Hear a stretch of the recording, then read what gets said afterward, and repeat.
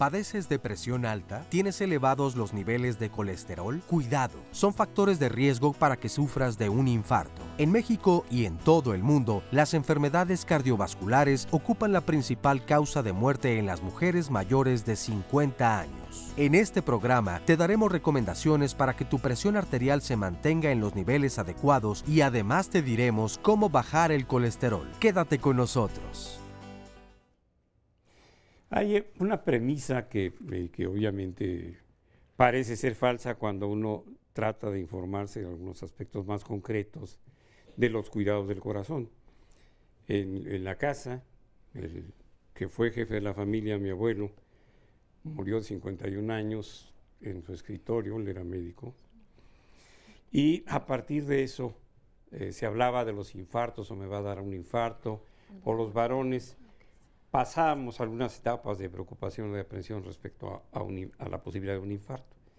Y curiosamente, las mujeres de la familia estaban preocupadas porque tuviesen hipertensión. ¿Qué tan real es esta diferencia en prevalencia, en la mortalidad, es decir, en la enfermedad y el número de muertes que puede causar en nuestro país una enfermedad como son las enfermedades cardiovasculares, pero en mujeres? ¿Y por qué no nos ocupamos también en un programa como este de preguntarle a los especialistas que hoy nos acompañan, que vamos a enunciar dentro de unos momentos, de qué pasa con las enfermedades cardiovasculares también en los niños?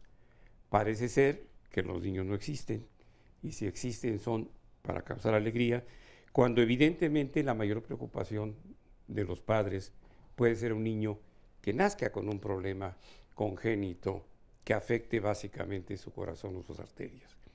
Entonces, el día de hoy vamos a tener un panel de lujo, ya lo vamos a presentar, pero mientras tanto vamos a ver una cápsula que nos tiene preparado nuestro equipo de producción.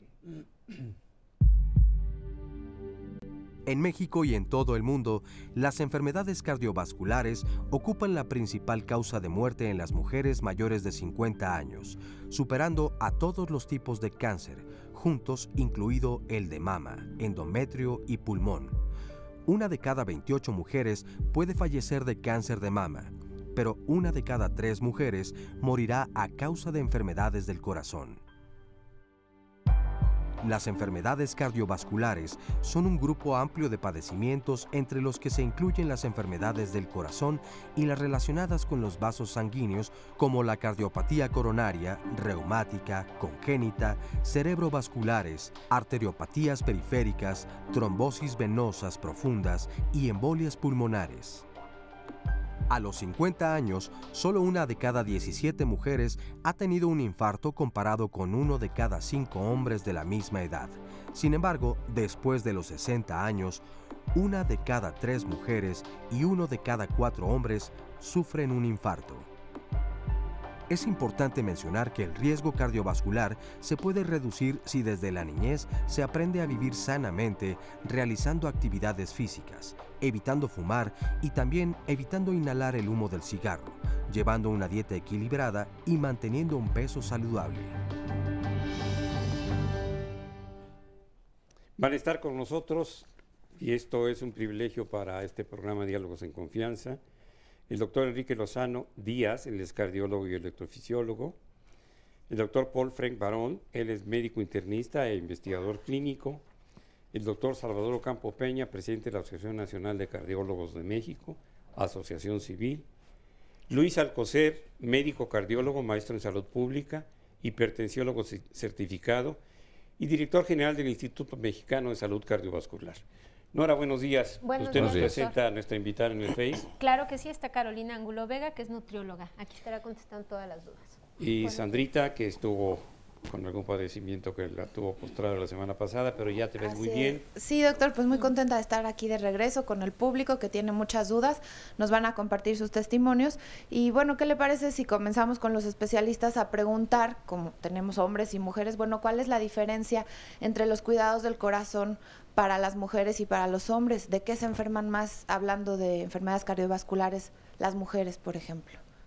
Bueno, yo quiero recalcar algo muy importante que se mencionó en la cápsula. Los problemas cardiovasculares es la primera causa de morbilidad y muerte en México y en todo el mundo. Y esto hay que partir de aquí, porque ha superado inclusive al cáncer, accidentes, etcétera. Ahora, la diferencia entre el hombre y la mujer sí es algo muy importante. Desde luego que desde hace mucho tiempo se le ha dado más importancia a tener al hombre que a la mujer. A la mujer como que se ha descuidado un poco. Sin embargo, como se menciona, después de los 50 o 55 años, los infartos en la mujer cada vez van más en aumento. ¿Y esto por qué después de los 50 o 55 años? Porque la mujer en la etapa reproductiva, el factor hormonal tiene un efecto cardioprotector.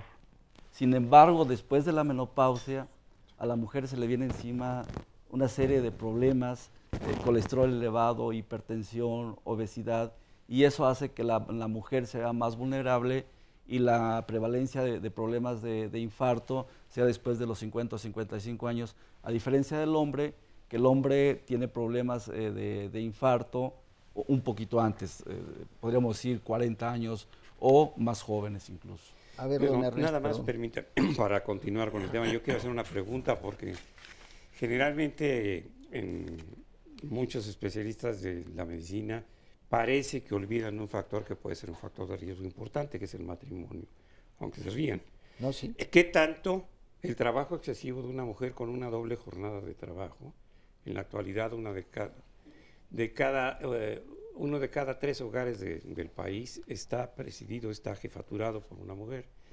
Y la mujer tiene una jornada que es de 12 a 14 o hasta 16 horas diarias de trabajo, más los niveles de estrés que se pueden vivir en una situación donde los desplazamientos de la mujer hacia el trabajo fuera de casa también causan un nivel de angustia, de ansiedad severísimo, puesto que las distancias que debe recorrer o el tiempo que puede perder en el transporte es alrededor de 3 horas diarias. Y yo veo que el matrimonio no se considera como un factor de riesgo, ni el trabajo doméstico, No, sí. que es el trabajo más frustrante que existe, porque se empieza todos los días para continuar todo el tiempo, a todas horas. Y además, las mujeres no tienen derecho al descanso, ni tienen vacaciones. Y mucho menos tienen una remuneración por las 11 labores específicas, domésticas, que tiene una mujer todos los días. Y yo creo que sí, el climaterio puede influenciar definitivamente con una causa fisiológica de carácter hormonal.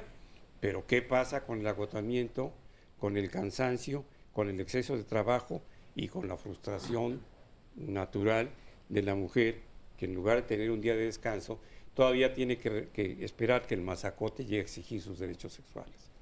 Yo sí quisiera que... Esto es real. Desde luego, la mujer cada vez desempeña un papel más importante en la sociedad, como usted menciona, el trabajo, los hijos, el esposo, etcétera. Pero también hay que tomar en cuenta que existen factores de riesgo reales para tener problemas cardiovasculares. ¿Esto no es real? Sí, es real, es real. Sí, incluye dentro de lo que es el estrés, podríamos, dentro de los factores, pero yo quiero enfatizar que hay factores de riesgo que nosotros tenemos ya bien conocidos: hipertensión, diabetes, obesidad, tabaquismo, sedentarismo, problemas con la alimentación, que eso posiblemente la nutrióloga nos va a ayudar mucho en eso, y desde luego el estrés. Todo esto en su conjunto permite que los problemas cardiovasculares sean más frecuentes, ¿sí? Desde luego lo que usted menciona, el estrés, y sí, siempre lo hemos dicho, la mujer cada vez desempeña un papel muy importante dentro de lo que es la sociedad en general, y tiene que influir en la formación de este tipo de... A ver, don Ernesto. Que siempre ha desempeñado ese papel. Claro.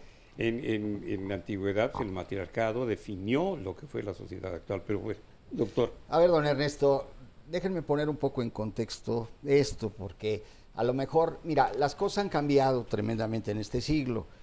Una de las cosas que hemos tenido de gran conocimiento, pues es el avance tecnológico que nos ha permitido entender a los procesos de enfermedad de una manera distinta a como la entendíamos apenas hace 10 o 15 años.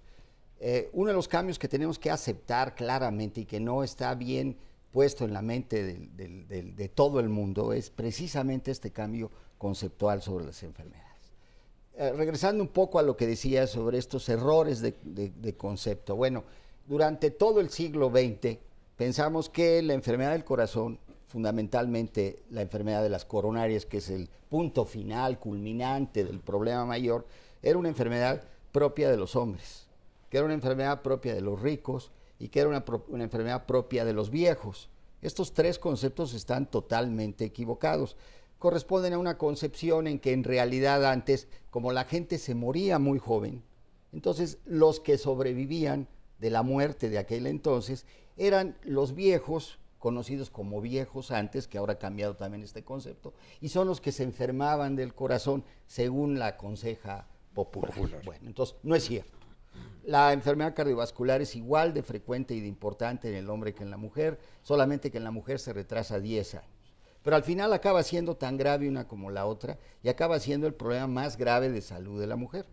Como lo vieron en la cápsula, por cada mujer que muere de cáncer, que lo celebramos y todo el mundo traía aquí su moñito, por cada mujer que muere de cáncer, juntando todos los cánceres, en este país, aquí en este que vivimos, se mueren 5 de enfermedad cardiovascular. O sea que el problema es gravísimo. Segundo, ¿es de los ricos? No, es de los empobrecidos, no digamos de los pobres. Había un maestro muy antiguo de mi escuela, de mi hospital, que decía la patología de los pobres. Ahora yo hablo de la patología del empobrecimiento, porque ahora somos nuevos pobres. Así es. Bueno, entonces esta patología es la patología del empobrecimiento. ¿Y por qué es la patología del empobrecimiento? Bueno, mira, en los países desarrollados que tienen dinero y gastan en esto, los países desarrollados gastan 80% de los gastos de salud del mundo y tienen solamente el 20% de las enfermedades. Hay una desproporción grande. Como gastan en eso, la enfermedad cardiovascular en estos países va para abajo porque esta es una enfermedad prevenible. Entonces, si gastas, este es el otro concepto que quiero enfatizar aquí un momentito. La salud no es gratis. La salud no es gratis. Hay que gastar en ella y hay que gastar tiempo, dinero y esfuerzo. No es algo gratis ni es un derecho, sino hay que pagar por él. Y la salud es como un casero, hay que pagarle renta. Si no pagas la renta, te corre inmediatamente. Y si pagas poca renta, vives en una posilga. ¿Ok? Bueno, entonces, regresando a esto, no es uno de los países pobres. En México es el único país en la OCDE en que la mortalidad cardiovascular va en aumento. Nosotros estamos dentro de este grupo de los ricos, sí, porque somos el 14 o 15 Producto Interno Bruto, muy mal repartido, y entonces en este país la enfermedad cardiovascular va para arriba, mientras que en los países desarrollados va para abajo. Esta es una enfermedad de jóvenes, y aquí quiero meter este concepto. Estas enfermedades son distintas de las con las cuales vivimos durante miles y miles de años la especie humana. La especie humana vivió como problema durante muchos años de enfermedad que viene de afuera. Si tú te pones en contacto con la salmonela, tienes salmonelosis. Es muy fácil entender la prevención porque si yo no estoy en contacto con la salmonela, no tengo salmonelosis. Si no tengo síntomas, es muy difícil que tenga salmonelosis. Si tomo un medicamento a tiempo, me curo de la salmonelosis. Bueno, estas enfermedades son ahora solo el 20% de la carga de enfermedad para la especie humana y las de ahora, el 80%, no las entendemos porque son diferentes. No son enfermedades que vengan de afuera, son enfermedades que son procesos de propio, es decir, todos nos vamos a morir. Si todos nos vamos a morir, tenemos programas dentro del cuerpo que nos van a matar. Los 3 programas consentidos de la naturaleza para acabar con nosotros es que progresivamente sube el colesterol. Hagas lo que hagas. Que progresivamente sube la presión, hagas lo que hagas. Que progresivamente sube el azúcar, hagas lo que hagas. Ahora, no quiere decir que no puedes hacer nada. Ahora vamos al otro aspecto, porque hay gente que esto va mucho más a prisa que lo que debería de ser. Vamos a suponer que si yo tengo 40 años de edad y tengo 140 de presión, la mayoría de las gentes de mi edad tienen 140 de presión, pero no quiere decir que eso sea conveniente. Yo tendría que tener 120 para vivir más tiempo. Y eso es lo que es muy difícil de entender. No es ya me pegó la diabetes, o ya me pegó la hipertensión, o ya me subió el colesterol. No, va subiendo progresivamente y en algunas gentes van subiendo mucho más rápido. Entonces, estos son procesos que empiezan cuando el óvulo y el espermatozoide se unen.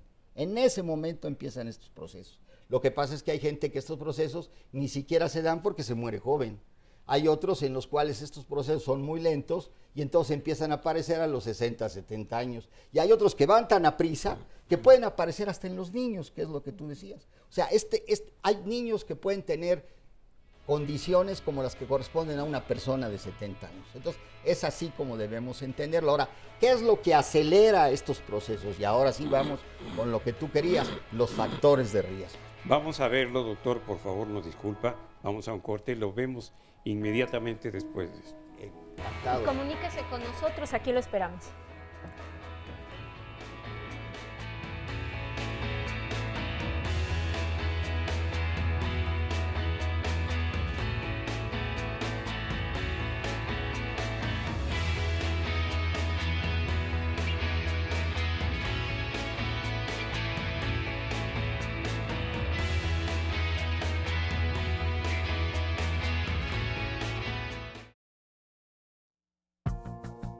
El 50% de los infartos en la mujer no se diagnostican. Y no se diagnostican porque los síntomas son diferentes. La dificultad del diagnóstico de las enfermedades cardiovasculares en las mujeres se debe a que, a menudo, manifiestan síntomas atípicos, como náuseas, dolor de espalda, malestar abdominal, ardor en la zona torácica o fatiga. En concreto, para el infarto al miocardio, los signos en las mujeres pueden ser diferentes de los que describen los hombres, como el típico dolor en la mitad izquierda del pecho irradiado al brazo. En términos generales, esos dolores que no son en el pecho se llaman dolores atípicos, es decir, se salen fuera de las manifestaciones clásicas o comunes del infarto. Pero en el caso de las mujeres, la mitad tiene dolor atípico. Y cuando llegan a los hospitales se piensa poco en el infarto. Las arterias de la mujer son más delgaditas que las del hombre y por lo tanto en el tiempo pueden taparse más rápido o bien desencadenar el infarto. Y aunque después de los 60 años la proporción es de 1 a 1, la mortalidad cardiovascular es mayor en la mujer que en el hombre.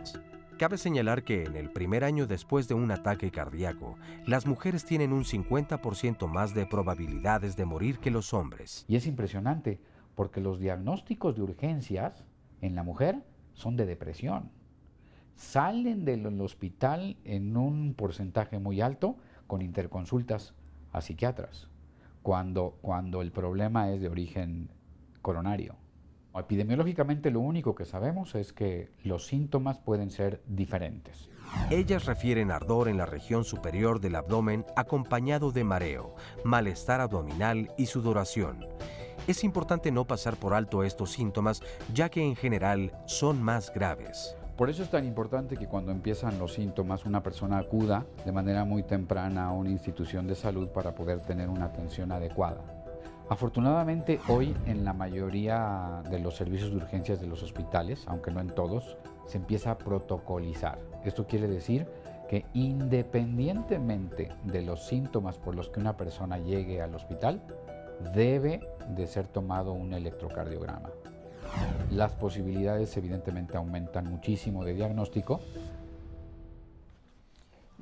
Nos habíamos quedado con los factores de riesgo y yo le quisiera pedir, doctor, que continúe quizá haciendo un poco de énfasis en factores de riesgo en mujeres y en niños, como ha sido esta primera parte, esta tónica de la primera parte. ¿Cómo no, don Ernesto? En este concepto que le decía yo o les decía yo a todos, sobre el nuevo concepto de la enfermedad, los factores de riesgo no son los factores que causan la enfermedad, son los factores que aceleran el proceso. Y esto hay que entenderlo bien, porque mucha gente dice, a mí me subió el azúcar porque tuve un coraje. No, tuvo un coraje y eso le echó a andar más a prisa el proceso que lo trae mal. Entonces, esta es una diferencia fundamental de pensamiento. Entonces, fíjese, don Ernesto, hemos identificado cerca de 300 factores de riesgo para la producción de enfermedad cardiovascular.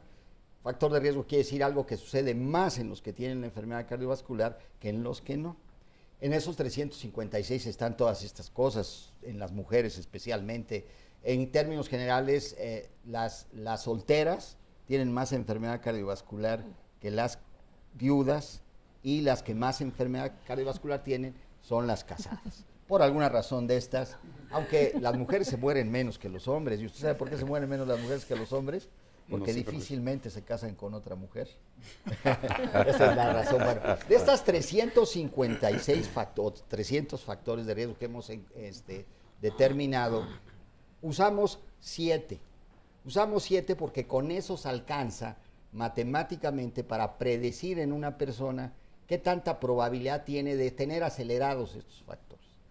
Estos 7 factores son lo que ahora conocemos como vida o como salud cardiovascular ideal. Yo puedo tener ninguna molestia, salir a correr todas las mañanas, y eso no quiere decir que esté yo sano cardiovascular. Esto lo comparo, por ejemplo, con los autos. Yo acabo de comprar un auto nuevo, corre, sube, está precioso, pero no pasa la verificación. Es otro concepto. Entonces ahora decimos, usted puede correr, puede caminar, no tiene molestias, déjeme ver si es sano cardiovascular. Para yo decir que es sano cardiovascular necesita reunir 7 condiciones. Estas 7 condiciones son un azúcar menos de 100 en ayunas, un colesterol menos de 200 también en la sangre, una presión arterial sistólica de menos de 120 milímetros de mercurio, tener una cinturita que mida menos de 86 centímetros, lo cual es bastante difícil. El otro aspecto muy importante, no haber fumado ni un cigarrillo 10 años en el año anterior. El otro es por lo menos tener 3 componentes correctos de una dieta adecuada. Entonces, la obesidad, agregaremos la obesidad. Por eso la cinturita, mi querido amigo, es decir, como dicen, mídete, pues sí, mídete, pues vete en el espejo, simplemente con que te la veas. No, hasta Doctor, ¿y son los 7. fumadores pasivos? ¿Mande? ¿Los fumadores pasivos? Los fumadores pasivos cuentan también, pero vamos a simplificar esto. O sea, si nosotros tenemos 300 factores y estamos tomando en cuenta estos factores, los otros 300 nunca terminamos. Por eso esta es digamos, propuesta de la Organización Mundial de la Salud, adaptada por la AJA, de los 7 puntos de la salud cardiovascular. Aunque valdría la pena o no olvidar una cosa, el carácter genético. ¿Por qué? Porque finalmente, independientemente de los factores de riesgo que podemos comprar con la vida, no olvidemos, de repente cuando alguien le pregunta a un paciente, oiga, padre diabético, sí, pero fue diabético ya de grande. No, eso sigue siendo un factor de riesgo. Cualquier gente que tenga padre o madre o tíos o hermanos diabéticos, hipertensos, tiene factores de riesgo para desarrollarlo. Si aparte agrega todas las malas factores de riesgo, los 7 que acaba de mencionar Luis, pues tenemos una bomba de tiempo, ¿no? Hay que corregirlo. Yo toqué el tema de obesidad, perdón, toqué el tema de obesidad porque desafortunadamente en México ocupamos uno de los primeros lugares en el mundo en obesidad. En adultos ocupamos el 2º lugar y en adultos estamos en el 4º lugar. Yo toqué el tema de obesidad porque de ahí se derivan todo lo que comentaba el doctor Alcocer, se deriva hipertensión, diabetes, problemas con el colesterol. Entonces estamos inmersos en un problema en donde tenemos que trabajar en forma conjunta, la Secretaría de Salud, el gobierno. ¿Todavía existe? Buena pregunta. Las sociedades, etcétera. Esa aspiración. Porque ese es un problema muy serio. Yo creo que las dietas hoy en día no son dietas individuales, tienen que ser dietas familiares en general, porque es la única forma de poder disminuir esta pandemia, ¿no? Este problema muy serio que desde luego afecta a los problemas cardiovasculares. Desde el punto de vista de la medicina interna. Sí, yo creo que acá un punto que se ha tocado y a lo mejor hay que enfatizar un poquito más es, evidentemente todos los antecedentes son importantes, los estilos de vida, en este caso la diferencia entre el hombre y la mujer que ya se ha comentado, pero en el fondo realmente hombres y mujeres comparten una característica, que somos seres humanos y estamos expuestos a cambios y tenemos padecimientos que en este caso particular son enfermedades crónico-degenerativas y que muchas veces no dan síntomas. La enfermedad cardiovascular también puede no dar síntomas tan típicos ni en hombres ni en mujeres, pero tenemos que cuidar más que nada los padecimientos que frecuentemente se presentan. Hipertensión, y la hipertensión en la mayoría de los casos no da síntomas, por eso le llamamos o la conocemos como el enemigo silencioso. Tenemos a la diabetes, que prácticamente van de la mano, y los pacientes diabéticos muchos no tienen tampoco síntomas y tienen la enfermedad sin saber que tienen la enfermedad. Otro componente importante es el colesterol, que ya comentaba el doctor Alcocer. Muchos pacientes, la mayoría tienen colesterol alto, triglicéridos altos y no necesariamente tienen síntomas.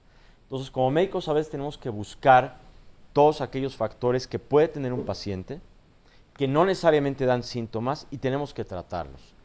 Y por otro lado, los pacientes o sus familiares deberían de acudir en forma continua con el médico para hacerse un chequeo, aunque no tengan ningún malestar, pero si ya hay antecedentes en la familia, sí es muy importante tener el concepto de ir y checarse y ver cómo están sus cifras. En las condiciones de salud pública que tenemos, podría ser factible que el derechohabiente, por ejemplo, de alguna institución, pidiese esta revisión cuando menos anual y se le practicara, porque yo tengo poco conocimiento y sí hice mi internado hace casi 50 años en un hospital del Seguro Social y no me imagino al paciente llegando a decir, vengo a que me hagan un chequeo. Cuando el volumen de pacientes que necesitan una consulta de urgencia o están haciendo un seguimiento por consulta externa, pues es inmenso. Y yo desconozco esa entelequia que se llama Seguro Popular, no sé si ahí pudiesen ir. Yo siempre pregunto qué es eso, cómo se come, pero estas revisiones, ¿qué tan factibles realmente pueden ser para poner en evidencia para cada paciente lo que debe ser su responsabilidad personal, como lo dice el doctor Alcocer, su salud, su vida, su calidad de vida? De las personas con las que yo platiqué en la mañana, bueno, antes de comenzar el programa, pues sí, ellos acuden a su revisión.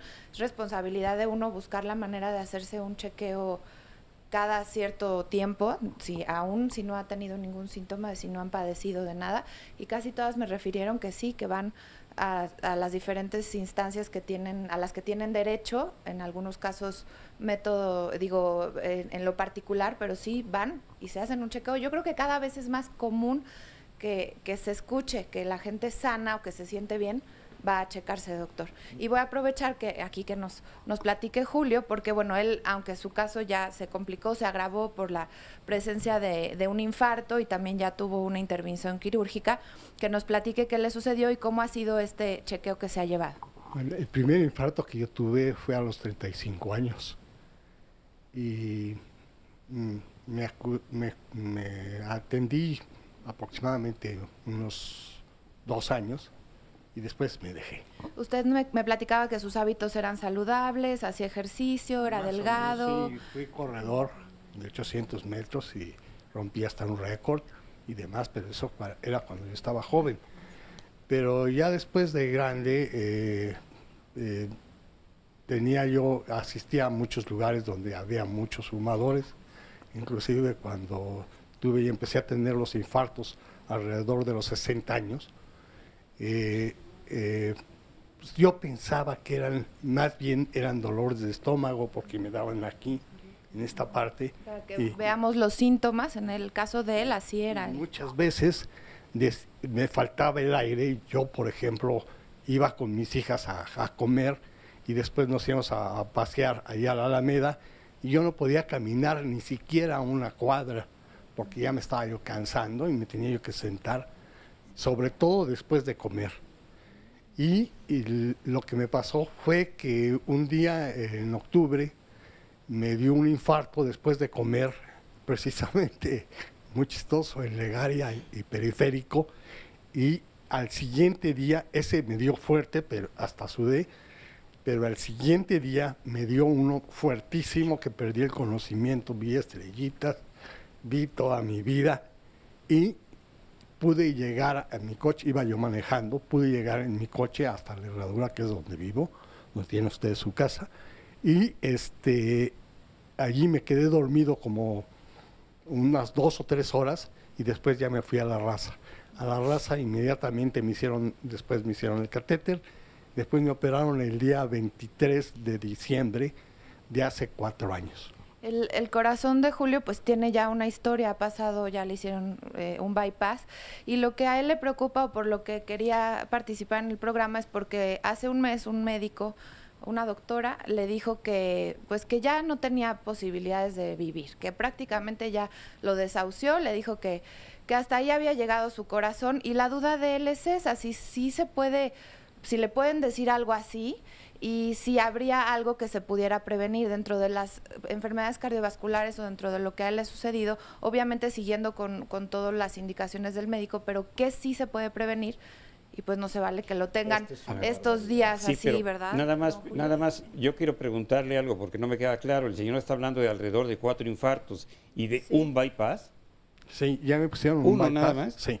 De una arteria me cortaron un pedacito y me la pusieron. Ahora dice que su corazón está trabajando al 60% aproximadamente. Está muy bien. Magnífico. Mira, esto es terrible. O sea, decirle a alguien que tiene un tiempo limitado, que ya no hay nada que hacerle, es algo que no solamente no es cierto, es absolutamente falso, sino es una equivocación moral. O sea, no se puede, y mucho menos en una especialidad como la cardiología, que es la más avanzada desde el punto de vista tecnológico. Esto, como decíamos, es todo un proceso que se inicia no el día que le dio el infarto.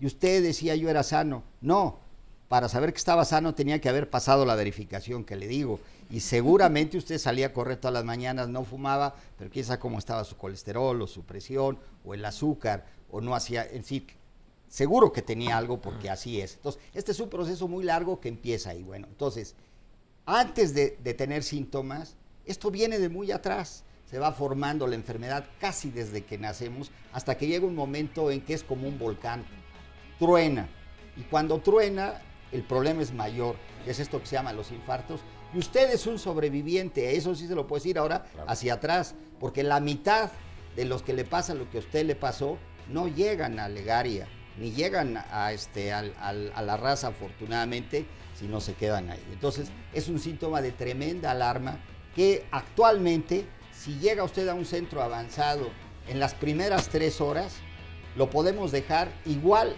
o mucho mejor que como estaba antes. Doctor, Mucho tenemos mejor. que hacer una pausa. En un Sí. momentito regresamos para que le sigan haciendo comentarios a Julio y al resto de las personas que nos acompañan.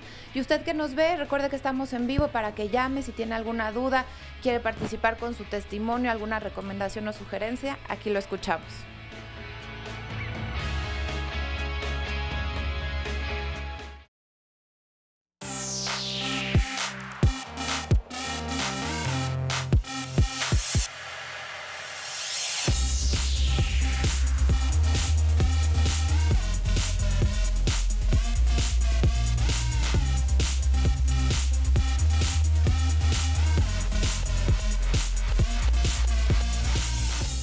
Gracias por continuar con nosotros. Le vamos a dar voz a todos sus comentarios, a sus llamadas. Y Alfonso Marín Iriarte nos dice, quisiera que pudieran hablar no solo del colesterol, sino de los triglicéridos arriba de 1000, cuando lo normal es de 140. Carlos, ¿le quieres comentar algo? Sí, yo recomendaría, Alfonso, que inmediatamente empieces a hacer cambios en tu alimentación y también en tu actividad física. Como lo que comentan los doctores, hay varios factores de riesgo.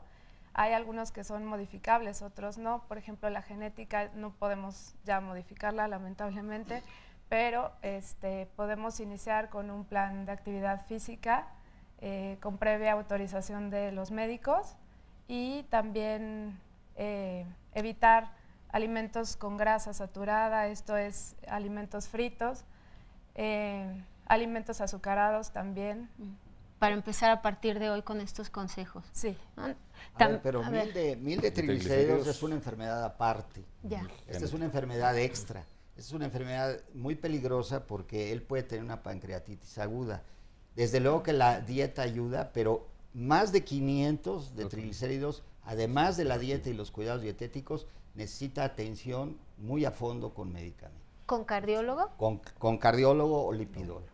En realidad, 1000 es otra enfermedad aparte. Ya, para que la gente 1000 no es de sepa que no coma grasitas, 1000 es un problema mayor porque su peligro de pancreatitis es muy alto. Muy bien. También María Ramírez nos dice, soy una persona deportista, toda mi vida me he bañado con agua fría, pero me comentaron que después de los 50 no es recomendable bañarse con agua fría porque puede dar un infarto. Doctor Lozano, ¿sí?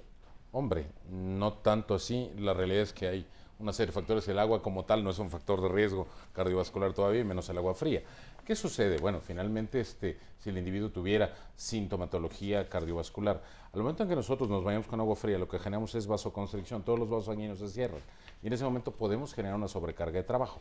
Pero la realidad es que no, tampoco sería un factor de riesgo el que tuviera que dejar de bañarse con agua fría. Yo creo que tiene más factores de riesgo en el entorno que hay que cuidar que el agua fría, ¿no? Y Alberto Fandiño nos dice, mi hijo nació con un soplo con comunicación interventricular, desde niño lo llevamos a revisiones y nos habían comentado que podría cerrarse, ya tiene 16 años y aún no se le cierra.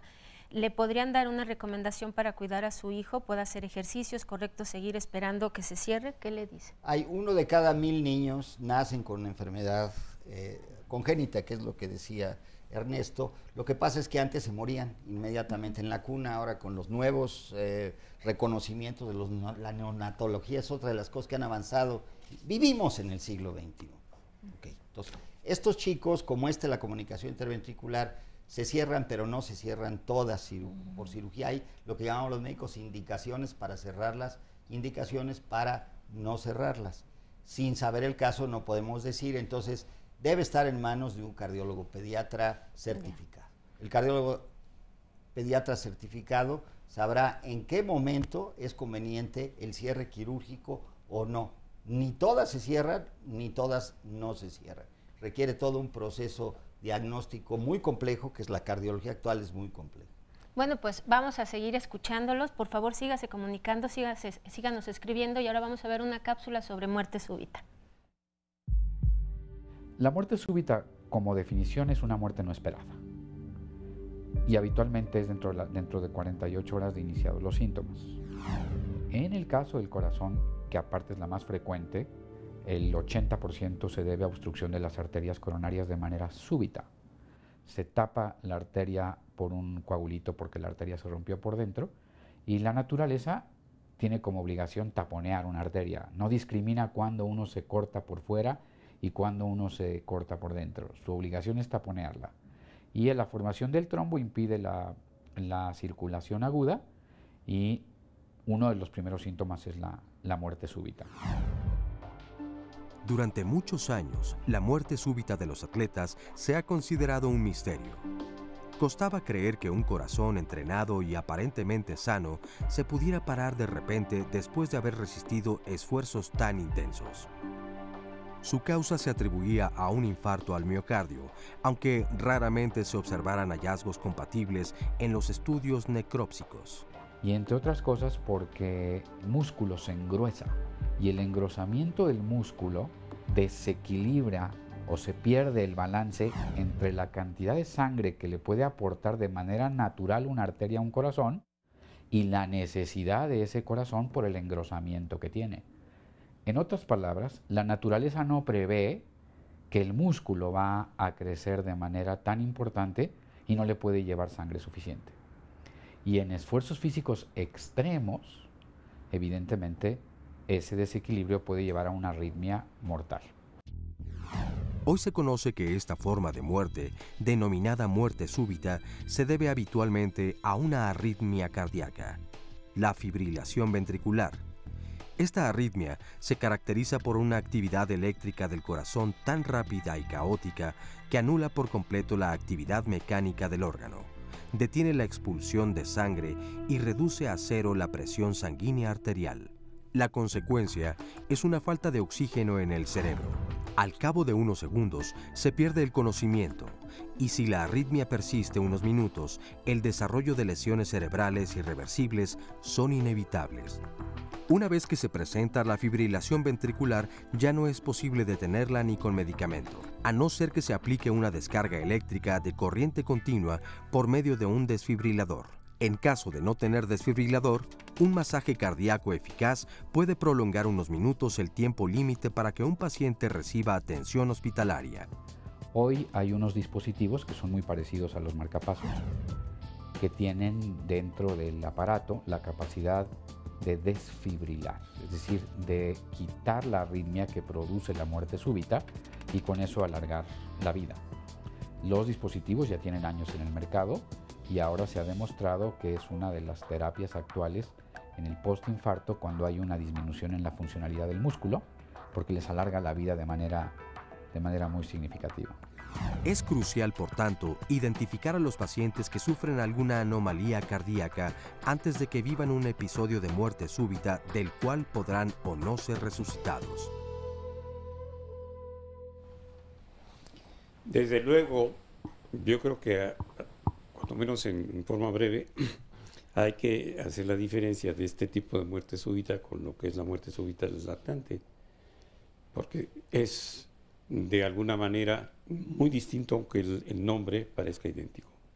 Sí, claro, totalmente. La muerte súbita que vemos en el paciente cardiópata es, como bien dijeron en la cápsula, relacionada primariamente también con las arritmias y primariamente con infartos fulminantes que generan a su vez arritmias. Entonces es completamente diferente la muerte del lactante, que en muchas ocasiones depende incluso de regurgitación, obstrucciones en la vía respiratoria por reflujo de alimento, y esto generarle una pérdida de oxigenación completamente diferente, no tiene que ver con arritmias. Aparte, valdría la pena tomar en consideración, lo que dijeron en la cápsula es parte de lo que dijo Luis hace rato muy puntualmente. Dijo, un individuo que hace deporte, que cumple todo, no quiere decir que ya pasó la verificación, que tiene un corazón sano. En los últimos años se ha estudiado muchísimo sobre alteraciones de los canales iónicos dentro del corazón, canales de sodio, canales de potasio, canales de calcio, y que se ha demostrado que son fuente en este tipo de pacientes, como los deportistas de alto rendimiento, de muerte súbita, que no tiene que ver con infartos, como decía la cápsula, sino con arritmias severas. Entonces, yo creo que el mensaje para todo el mundo sería el hecho de que un individuo haga ejercicio y que se sienta sano, como bien dijo Luis, no lo exime de que tenga un problema, vale la pena checarse y estar seguro de que todo esté en orden, ¿no? Doctor Lozano, y aprovechando, y nuestros otros especialistas, en el caso de Julio, en el corte, usted nos platicaba algo que, para que se lo comparta a todo el público que nos ve, 4 infartos, entonces nos llamaba mucho la atención 4 infartos, y usted tiene una explicación, bueno, esta explicación científica. El primer concepto es muy claro, lo que dijo Luis es real, es un sobreviviente de esto. ¿Y qué es lo que sucede con un sobreviviente de este tipo de enfermedades? Cuando un sujeto tiene un infarto o tiene una angina de pecho, que es un estadio previo a tener un infarto, lo que su organismo empieza a generar es, para defenderse de la falta de riego sanguíneo, trata de formar nuevos vasos sanguíneos. Y esto es un proceso crónico a lo largo de la vida. Cuando el individuo logra hacerlo de manera eficaz, empieza a generar muchos más vasos sanguíneos en cantidad comparado con aquellos con los que nació. De tal forma que si vuelve a tener un infarto, la zona del infarto es pequeña porque tiene más tejido, más vasos sanguíneos que estén nutriendo. Eso explica que un individuo puede infartarse 4 o 5 veces y no morir en un infarto, porque se va muriendo a pedacitos, ¿no? Y todavía tiene un alto porcentaje de tejido que esté funcionando. Por desgracia, como dijo Luis, en la mitad de la gente, un infarto, sobre todo mientras más temprana edad lo sufra, menos posibilidades tiene de tener nuevos vasos sanguíneos, y los infartos son muy extensos, ¿no? Acá tengo también otro... Yo conozco el caso de Julio porque él me lo comentó tras bambalinas. Él tiene enfermedad de las 3 arterias coronarias y se le hizo un bypass únicamente porque nada más a esa arteria se podría poner un puente, que fue a la arteria descendente anterior. Las demás arterias estaban muy dañadas y ya no se pudo hacer nada. Ahora lo que él tiene, se le hizo un estudio de una prueba de esfuerzo, y fue una prueba de esfuerzo que nosotros le llamamos fuertemente positiva. Y ahí fue donde le dijeron que él ya no se le podía hacer nada. Sin embargo, ya lo habíamos platicado, que él sí es conveniente hacerle un cateterismo, porque al igual hubo un descuido por ahí, que eso es muy importante, seguirse cuidando. Una persona que tiene una cirugía de revascularización aortocoronaria tiene que seguir con cuidados todavía muy importantes de sus niveles de colesterol, hipertensión, seguir haciendo ejercicio para desarrollar la circulación colateral, que le va a favorecer mucho. Sin embargo, hoy en día, si ese puente que le pusieron a él llegase a estar lastimado, obstruido, hoy en día ese mismo puente se puede permeabilizar a través de una angioplastía. Su caso no está perdido. Sí es conveniente que sí se haga el cateterismo para evaluar ese puente como es. A mí me gusta nada más terminar en esto porque se queda incompleto. La cardiología actual cuenta con 3 ramas con las cuales se puede ayudar a la gente, que no van una en contra de la otra, sino son complementarias. La gente se maneja con medicamentos. Los medicamentos actuales son tan avanzados como los otros 2 métodos, que son la cirugía y los recursos agregados, y lo que se llama la cardiología intervencionista, que es sin abrir el tórax, colocar dispositivos, meter catéteres y abrir. Y estas 3 opciones representan siempre una posibilidad. La opción médica en él puede ser tan importante como la quirúrgica. O sea, muchos pacientes como él pueden vivir muchísimos años sin volverse a operar. A lo mejor lo que le dijeron es que no se podía volver a operar, no lo sé, pero creo que es lo que le dijeron. Pero eso no es desahuciarlo, porque hay el otro recurso, que es los medicamentos, y al final cuando el corazón ya falló, cuando está en lo que se llama falla cardíaca, hay dispositivos que podemos poner, resincronizadores, evitar que se muera con los desfibriladores internos. O sea, siempre hay una salida. Y una de las especialidades que más tiene es esto. ¿Qué es lo que ofrecemos? Tiempo de calidad de vida. Yo le aseguro a usted, y se lo aseguro a todo enfermo del corazón, que si es atendido correctamente, va a tener por delante muchos años de calidad de vida. Usted tiene vida y tiene calidad de vida, y esa calidad de vida se la puede mantener la cardiología, si no con operación. Eso no quiere decir nada. El que no se puede operar porque los otros 2 están tapados, no quiere decir nada. O sea, no quiere decir que se va a morir y que ya no va a funcionar. No, hombre, tiene por delante medicamentos que lo mantengan así, y después, si esto se llega a empeorar, mecanismos diferentes a la cirugía que lo pueden hacer vivir muchísimos años más. Usted tiene la esperanza de vida actual que tiene una persona que cree estar sana. Es lo mismo que le sucede a Felipe, por eso quería también que nos dijera brevemente, porque él también ya tuvo 4 infartos, es otro sobreviviente con un caso muy similar, y él dice que, bueno, que hay que cuidarse, quiere darnos este mensaje. Claro. Antes que nada, agradecerles, porque aquí viene uno a aprender lo que no todos los médicos son iguales. Yo los felicito porque de ustedes, a este programa venimos a aprender de ustedes. Los felicito a todos. Nos decía de cuidarse a uno mismo. Yo creo que lo que decía mi compañero que habló, que nosotros, si no nos queremos nosotros, no vamos a salir adelante. A mí me dijeron, no a mí, a mi familia, que iba a quedar en estado vegetativo, mal de mis facultades, paralítico, en silla de ruedas, en mucho o poco tiempo que me iba a quedar. Y eso hace 9 años. El primer infarto me dio el 3 de noviembre del 2005, entre 12:30 y 1 de la tarde, en Arcos de Belén. Me trasladaron urgentemente, porque yo lo que quiero preguntarles, ¿qué es un infarto cerebral? ¿Y por qué es? Si es que... Sí. Bueno, es distinto, si regresando al corte nos lo pueden aclarar, pero bueno, lo más rescatable de su caso es cómo ha sobrevivido estas 4 veces y la importancia que usted decía de comunicarle al público que hay que cuidarse a uno mismo, que hay que estar tranquilos, que él trabaja bajo mucha presión y bajo mucho estrés. Claro que ha sido un factor que ha influido en que él haya tenido esta condición de salud, pero que aquí está, ¿verdad? Y se siente muy bien hoy, Felipe. Perfectamente bien. Creo que uno es el que se tiene que querer y cuidar. Si yo me cuido, mi familia va a estar bien. Amo a mi esposa, a mis hijos, mis nietos, y yo me quiero mucho. No puede uno, como he escuchado lo que estaban diciendo de las mujeres, que le dejemos todo a la mujer. Yo duré 30 días en silla de ruedas, no más. Y cuando veía... Perdóneme, Felipe, tengo que ir a una pausa. Nos va a invitar Nora a que sigan llamando a las redes sociales, por favor. y que por supuesto recuerden que esta transmisión en vivo por internet, http://www.canal11live.tv/internacional/. Por favor, siga con nosotros.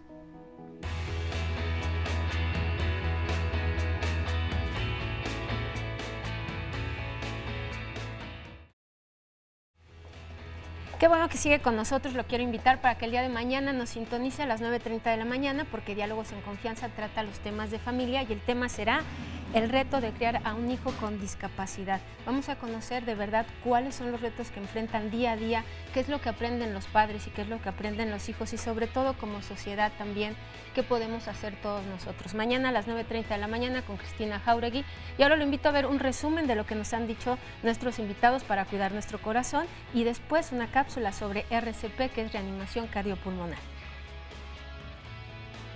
Los problemas cardiovasculares es la primera causa de morbilidad y muerte en México y en todo el mundo. La enfermedad cardiovascular es igual de frecuente y de importante en el hombre que en la mujer, solamente que en la mujer se retrasa 10 años.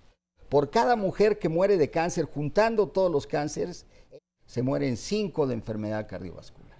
Los factores de riesgo no son los factores que causan la enfermedad, son los factores que aceleran el proceso. Hemos identificado cerca de 300 factores de riesgo para la producción de enfermedad cardiovascular. Factor de riesgo quiere decir algo que sucede más en los que tienen la enfermedad cardiovascular que en los que no. Cualquier gente que tenga padre o madre o tíos o hermanos diabéticos, hipertensos, tiene factores de riesgo para desarrollarlo. En una especialidad como la cardiología, que es la más avanzada desde el punto de vista tecnológico. Antes de tener síntomas, esto viene de muy atrás. Se va formando la enfermedad casi desde que nace. Si llega usted a un centro avanzado en las primeras 3 horas, lo podemos dejar igual o mucho mejor que como estaba antes.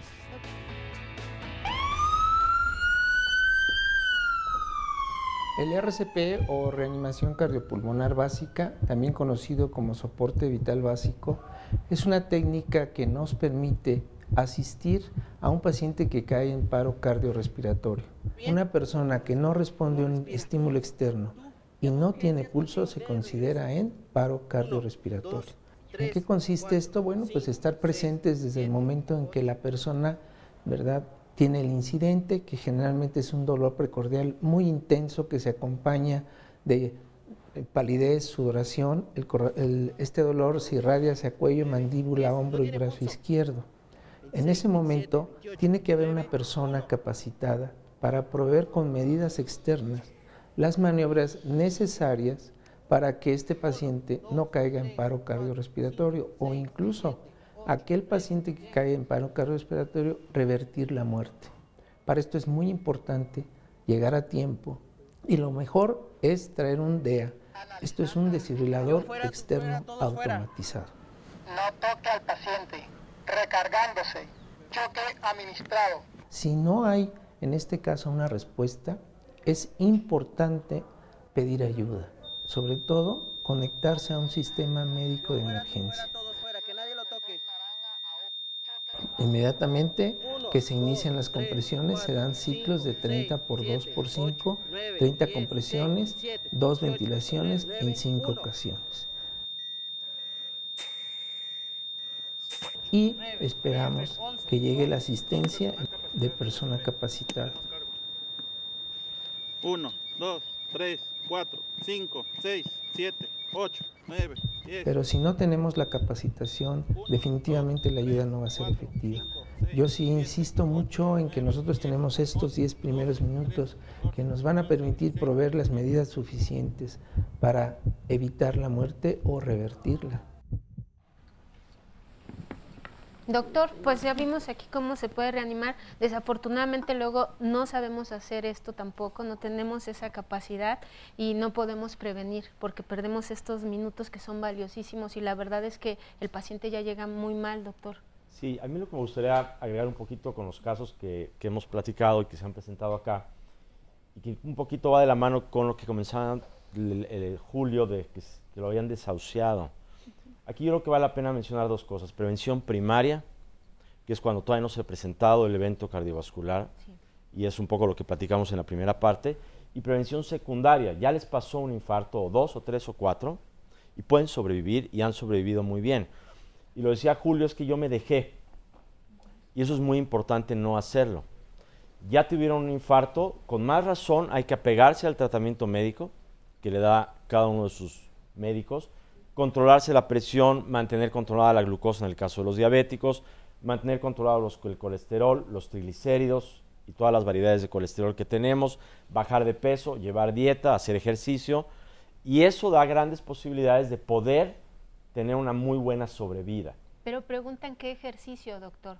¿Cuáles ejercicios pueden hacer? Están preguntando en las redes también. Bueno, esto depende mucho de cada paciente. Lo ideal es hacer ejercicio aeróbico, de acuerdo a cada uno de los pacientes.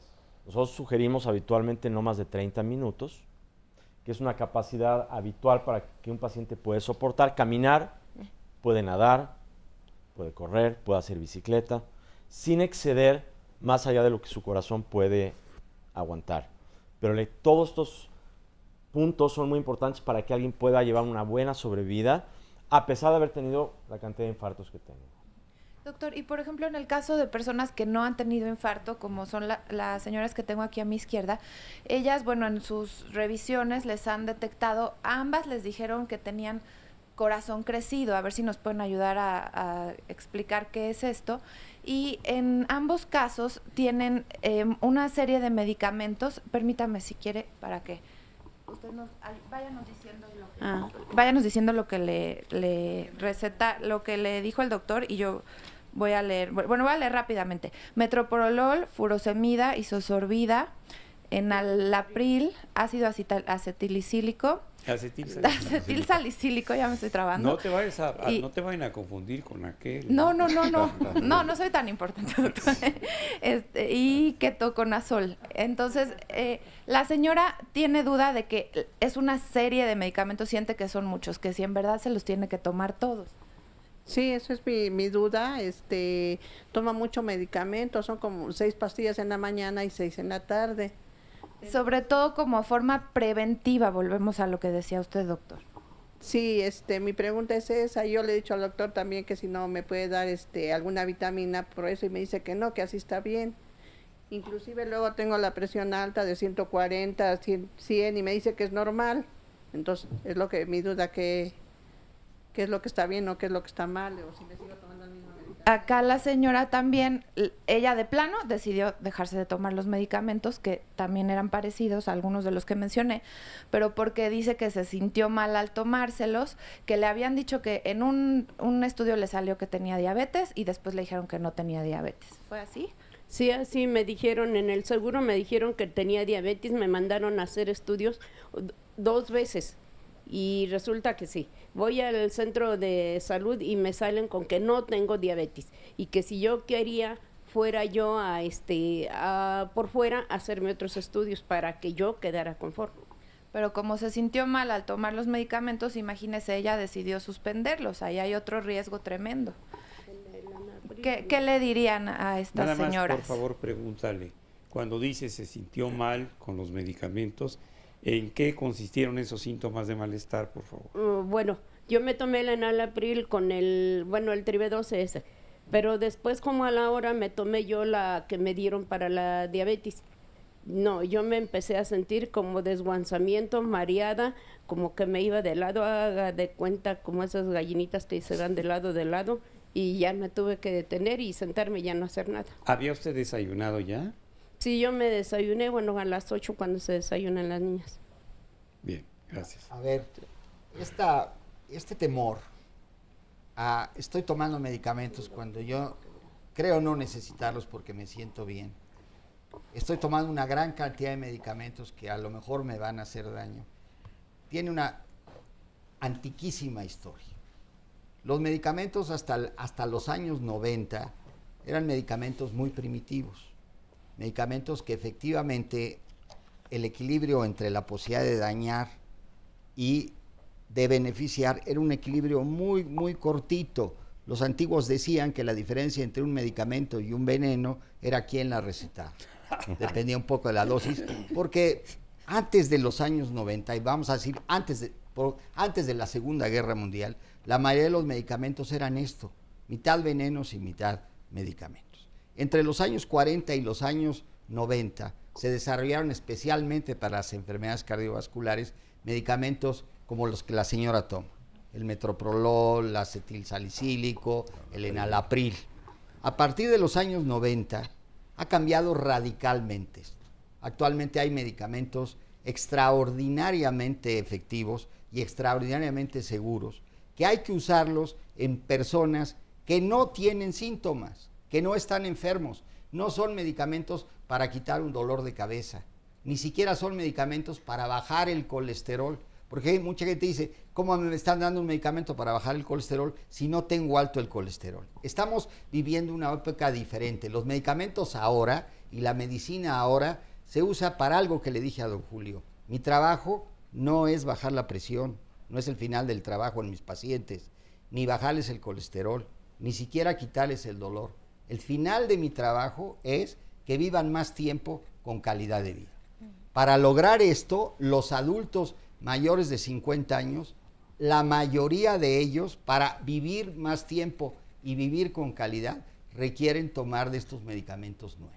Ahora, una de las características de los medicamentos nuevos es que muchos de los medicamentos que la señora toma, se pueden poner varios de ellos en una sola tableta. Entonces la señora ya no tiene la idea de que tengo que tomar 6 en la mañana y 6 en la noche. Los medicamentos modernos, a lo mejor todo eso que está tomando lo podemos suplir con 1 o 2 tabletas en la mañana. El olvido, claro, la es el problema principal de la terapéutica, del tratamiento, no es que no podamos mejorar a los pacientes, es que los pacientes no se toman lo que nosotros les decimos para mejorarlos. Ese es el principal problema, porque nuestros recursos en la cardiología son casi inagotables. Como le decía yo, y se lo podía yo firmar, jurar ante notario, como se usa ahora, aunque después no le cumpla, que don Julio, si sigue lo que yo le digo, tiene por delante muchos años, pero tiene que hacer lo que yo le digo. Tiene que tomar sus medicamentos y tener algunos aspectos relacionados con la calidad, con el estilo de vida. Tiene que comer menos, tiene que hacer 150 minutos de ejercicio al día. Ejercicio no quiere decir deporte necesariamente. Pero la pregunta original de que su corazón está crecido, sí es muy importante esto, porque implica realmente hacer estudios más profundos si tiene ese corazón crecido. Se tiene que hacer el diagnóstico que tenga ya problemas de insuficiencia cardíaca, porque como la están manejando, ya la impresión de que tiene insuficiencia cardíaca. Y se tienen que hacer estudios ya más profundos para demostrar y por qué tiene esa insuficiencia cardíaca. Llama la atención que también le están dando isosorbide como si también tuviera problemas con las arterias coronarias. Esto implica, sí, profundizar más su estudio y de esa manera ya establecer una estrategia de tratamiento y medidas de prevención cardiovascular. Sí, doctor Frank quería agregarnos algo que es muy importante y que es muy repetitivo en nuestros pacientes es: suspendo medicamentos porque me siento mal, dejo de tomarlos porque me cayeron mal, y ese es un gran error. No necesariamente los medicamentos van a ocasionar este problema, y cuando nosotros prescribimos un medicamento es porque queremos el bienestar de un paciente. A veces cuando queremos bajar la presión, el hecho de bajar la presión hace que el paciente se sienta mal, porque estuvo acostumbrado a manejar presiones muy elevadas. Va a pasar un cierto tiempo hasta que se estabiliza y ya se va a sentir mejor. Pero suspender por mutuo propio un medicamento porque me siento mal, me cayó mal, ese es un gran error. Lo primero que hay que hacer es hablar con el médico y comentarle. Puede ser que sí sea un efecto del medicamento y a lo mejor hay que cambiarlo. Pero a veces es un periodo de estabilización que se requiere para que un medicamento haga un efecto. Entonces, yo lo que les diría, o el mensaje es, no suspendan medicamentos porque se sienten mal. Primero coméntenle a su médico. Y luego pasa lo contrario. Como me siento bien, ¿para qué tomo medicamento? Si ya me siento bien. Y se sienten bien gracias al efecto de los medicamentos. Entonces, es una constante, es muy común, y hay que tratar de evitar estas autoprescripciones o estas autolimitaciones de usar medicamentos y siempre compartirlo con su médico. Yo quisiera agregar nada más algo a lo que está diciendo el doctor Frank.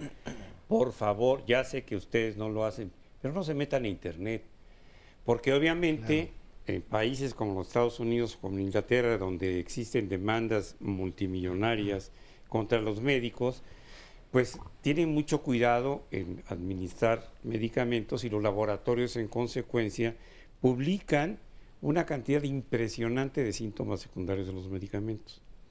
Incluso el agua en exceso puede dar problemas. El concepto de la OMS sobre droga o fármaco es toda sustancia que introducida en un organismo vivo modifica una o más funciones de esto. Si yo trabajara en alguna de las procuradurías y le pusiera 5 litros de agua a un sujeto a través de un embudo, como se hacía desde la Edad Media, bueno, lo voy a modificar, ¿sí? Todo puede modificar. Si ustedes comen tacos en la calle, también se puede modificar su metabolismo. Si toman refrescos de cola o lo que sea.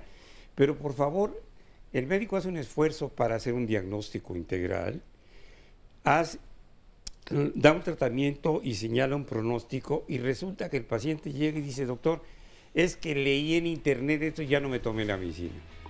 Bueno, pues entonces le dice uno: váyase por favor aquí a División del Norte, me queda a mí muy cerca de la casa y del consultorio. Hay una tienda que se llama Miguelito, cómprese unas zapatillas y váyase de puntitas allá donde está toda su familia. Claro, pero una cosa es bien importante, que la gente no se quede con la duda. La Claro. gente, por favor, no tiene la obligación Claro. de saber medicina. Insista al Nosotros sí médico. tenemos la obligación de explicarles qué le pasa. Claro. Entonces, pregunten, oiga, ¿para qué es esto? ¿Por qué es aquello? ¿Qué es que esté grueso? ¿Qué significa?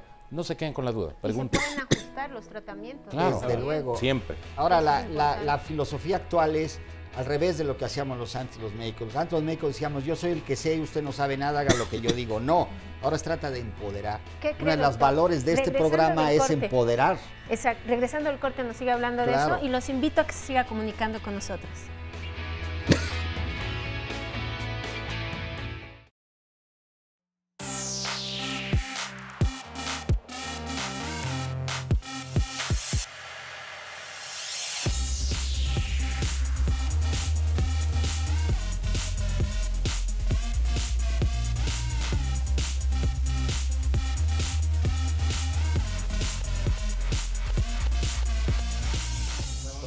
Vamos a leer sus comentarios, ahorita nuestros invitados le darán respuesta, pero aquí en el Facebook, Ale Herrera, nos están escribiendo muchas personas con diabetes. Ella nos dice que a los 14 años le dieron el diagnóstico, tiene 21, y quiere conocer, Caro, el riesgo de una persona diabética por esta mala alimentación o este desequilibrio en la alimentación. ¿Tiene riesgo de un infarto? Sí, completamente.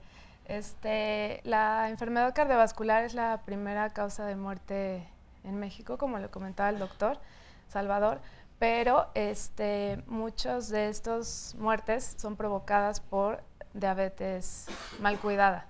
Como ya lo sabemos, parte de las complicaciones es que la circulación se deteriora y esto hace que el paciente tenga mayor riesgo de desarrollar. Entonces tiene que consultar a un especialista, un cardiólogo, porque bueno, el riesgo ahí está. La diabetes nos habían dicho un factor de riesgo. Sí. Y les voy a leer llamadas, doctor Paul, doctor Salvador. Me van contestando, por favor. Dice el señor Jorge Sepúlveda desde Morelia, Michoacán. Un saludo para todos ustedes. Tiene 70 años, desde niño es hipertenso. Bajo tratamiento, mi alimentación no es muy buena debido a la falta de recursos. Me realicé un estudio y me dicen que tengo 3 válvulas tapadas, no tengo recursos para realizarme un cateterismo. ¿Qué probabilidades tiene de vida, doctor Salvador? 3 válvulas, así dice. Así dice, doctor. Es mi paisano, saludos a saludos Michoacán. para allá.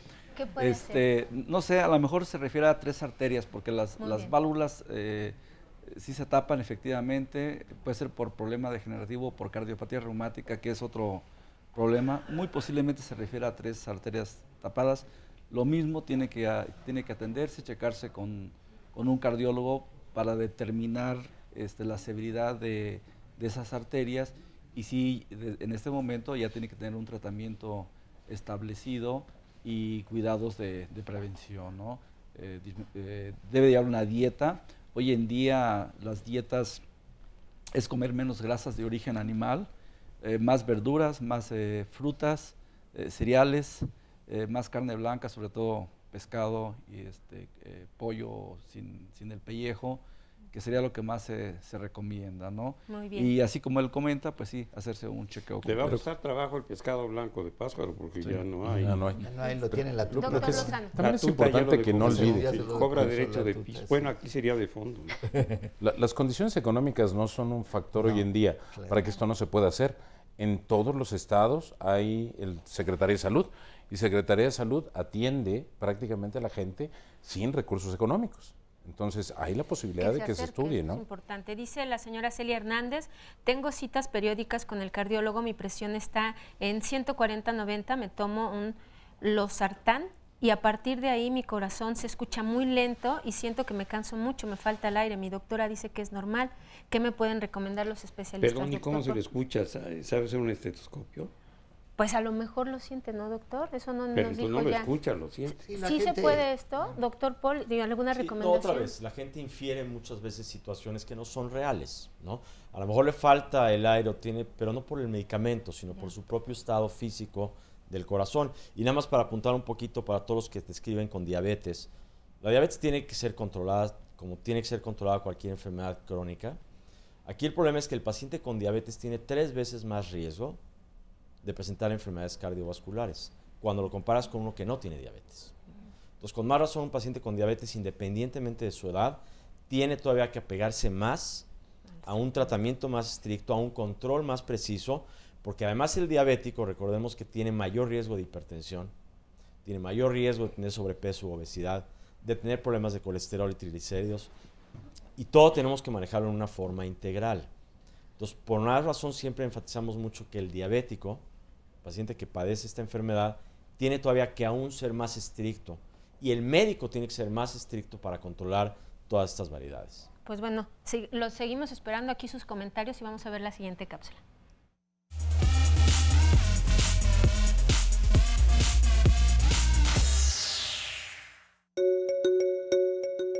Pues hoy que estamos hablando del corazón, de verdad es un honor estar con el doctor Moisés Calderón Abú, porque él es el padre de este aparato. Este aparato que parece muy sencillo, pero ahorita él nos va a explicar cómo funciona, y con este se realizó el primer implante de un corazón artificial de este tipo, aquí en el Hospital de Cardiología del Centro Médico Nacional Siglo XXI. Doctor, muchísimas gracias. Gracias a ustedes, buenos días. Buenos días, doctor. Muy breve, la diferencia entre un trasplante y un implante para desde ahí empezar a entender. ¿Cómo es? Le voy a explicar. Un implante es la colocación de un dispositivo en el cuerpo. Trasplante como tal es el utilizar un órgano que pertenece a otra persona y colocarlo en otro enfermo. Hay 2 tipos de patologías. ¿Sí? En las 2 el corazón deja de funcionar, nada más que una es recuperable, es transitoria, y la otra no. ¿Sí? Entonces, por ejemplo, un paciente que tiene una infección en el corazón, si yo mantengo ese paciente vivo con una máquina, su corazón va a poder curarse de la infección y le voy a poder dar medicinas y ese corazón se va a recuperar. Y está el otro paciente, el que su corazón ya no sirve y tiene un daño irreversible. Y entonces o se trasplanta o se le aplica un sistema que va a andar con él toda su vida el paciente. Ahora, ustedes hacen este implante el 20 de agosto. Sí. Está el paciente en terapia intensiva todavía. Sí. ¿Cómo está funcionando, doctor? Si nos lo quiere ir describiendo. El lado derecho del corazón fue el que se enfermó. ¿Sí? Entonces tiene un dispositivo sobre el abdomen, así que, como lo vemos así, sí, afuera de la piel, que a través de unos tubos se conecta al lado derecho del corazón y hace el trabajo del ventrículo derecho del paciente. Pero esto es nada más pues una de las partes del sistema. Atrás, hacia atrás de esto, atrás de la manguera, hay un aparato que es una computadora muy sofisticada. Si el paciente tuviera que irse a su casa, eso le iba ¿sí? Entonces se usa una consola portátil que es como una laptop que el paciente carga. Y en muchas de esas ocasiones esto puede seguir estando por fuera o puede ponerse por dentro. Y entonces lo único que sale es el cable. Nada más díganos, por favor, breve, ¿con qué podría usted comparar esto para que... Sí, como no. Bueno, yo creo que este desarrollo, sí, habla muy bien de la industria mexicana, ¿sí? O sea, si se puede, en el argot de la medicina, lo más sofisticado que hay son los sistemas de corazón artificial. Creo que nos coloca en una pequeña élite de países del mundo que pueden hacer o desarrollar lo que sea.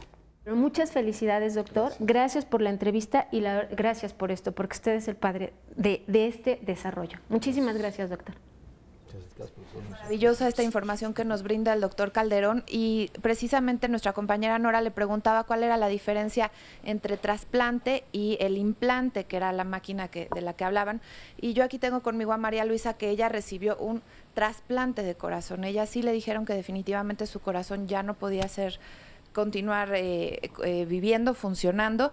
¿Y qué fue lo que pasó? ¿Cómo fue este proceso, María Luisa? Cuéntanos. Pues buenos días a todos. Fue un proceso muy difícil, muy largo, un peregrinar pues hasta que llegué a la raza. Allí me estudiaron de todo lo que pudo haber sido, y mi corazón no tenía nada, pero mi corazón muy dañado, pero bastante dañado. ¿Cómo no tenías nada? Pero algo tenías que tener, síntomas como cuáles. Estudios, lo que estaban hablando los doctores de mis triglicéridos, mi colesterol, todo bien, pero mi corazón mal. Porque ya después con los estudios me dijeron que probablemente había sido hereditario, porque tengo 2 hermanos que también tienen problemas con su corazón. Entonces de ahí pues me hicieron estudios, me vieron y que mi corazón solo trabajaba el 25%.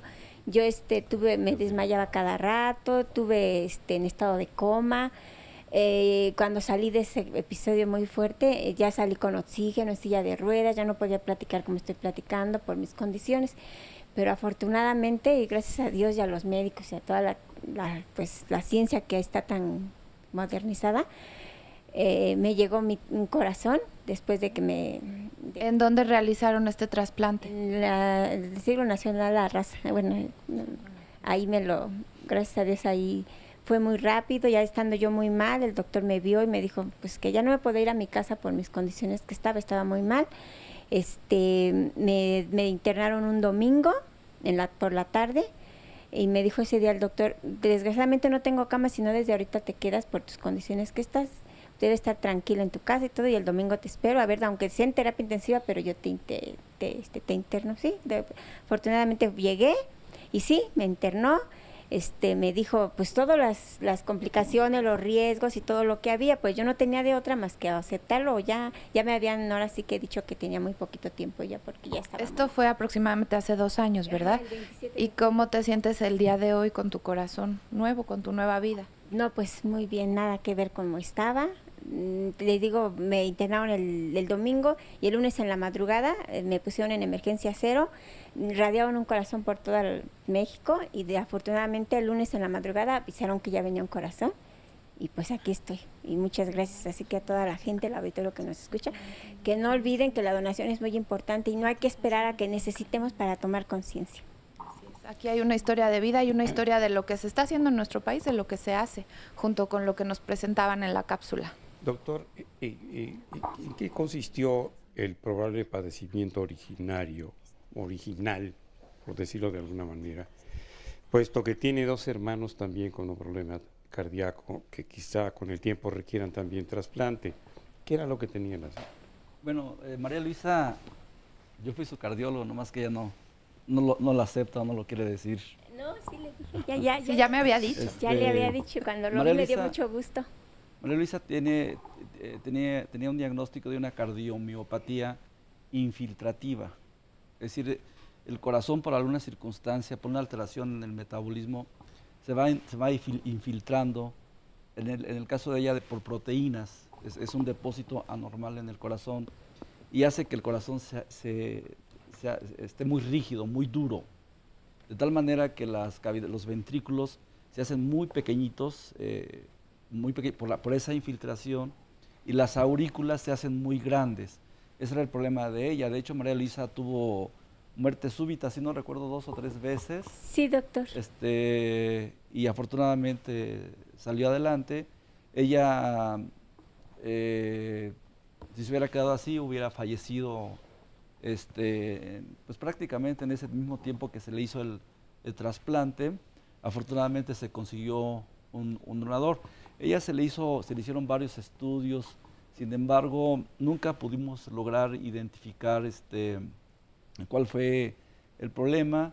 Inicialmente se había pensado en amiloidosis, que ya posteriormente ya no supe yo la biopsia si fue una cardiopatía infiltrativa por amiloidosis o fue por otra causa, No, que ahí doctor, nos quedamos no. contigo. Sí, y nada, me hicieron mal de Fabry y tampoco. Sí, Mal de Chager y me hicieron muchísimos estudios y no salía normal. El amiloide es una proteína, es lo que comentaba, y esa proteína se va depositando en el corazón y se hace muy duro. No, ya difícilmente va a generar ese problema con un corazón diferente, ¿no? Que no es el de ella propiamente. Y yo creo que vale la pena, saliéndome relativamente del tema, ¿qué pasa con estos corazones crecidos por una cardiopatía reumática? Que bueno, pues era antes el temor de muchísimos cuando los niños padecíamos amigdalitis de repetición, no teníamos caries, y la mamá, si estaba informada, estaba preocupadísima porque había que quitar las amígdalas, había que quitar las muelas, porque había que evitar una cardiopatía reumática por las consecuencias a posteriori y la necesidad de alguna cirugía de las que había en este entonces para suplir las válvulas que habían estado afectadas, aquí sí válvulas del corazón. Sí, bueno, la cardiopatía reumática hoy en día sí ha disminuido de forma muy importante, y en este tipo de pacientes efectivamente ellos muchas de las veces no terminan en un trasplante de corazón, porque su problema se puede resolver cuando una válvula está obstruida o está insuficiente, se puede cambiar por una prótesis artificial, sí, y que también les va muy bien.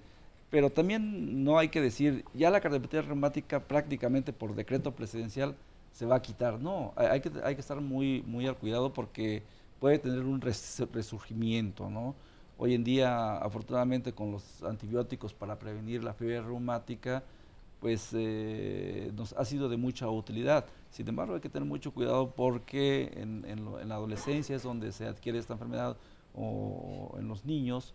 Hay personas que todavía tienen fiebre reumática hoy en día.